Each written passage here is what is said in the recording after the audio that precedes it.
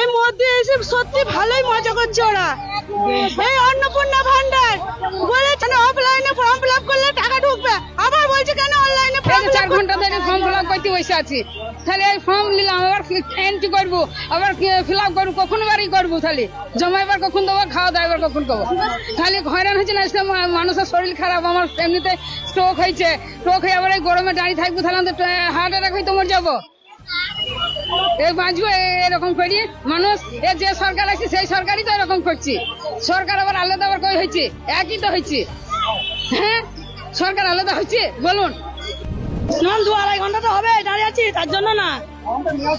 হ্যাঁ, ফর্মে লেগে দাঁড়িয়ে আছি 2 ঘন্টা, প্রায় 1 ঘন্টা। আবার ওইখানে দাঁড়িয়ে আবার এখানে প্রায় আধা ঘন্টা পরে গেছে। আধা ঘন্টা দাঁড়ালাম, তারপর আবার এন্ট্রি করি, তারপর আবার ফের বসে লিখি যে লাইন দিতে হবে 2 ঘন্টা 2.5 ঘন্টা তাও। এবং আমরা কি করবো, মূর্খ মানুষ, আমরা কোথায় কি দড়ি বেড়াচ্ছে আমরা জানি না, সবাইকে ছুটি বেড়াচ্ছি। আমি 3 ঘন্টা থেকে দাঁড়িয়ে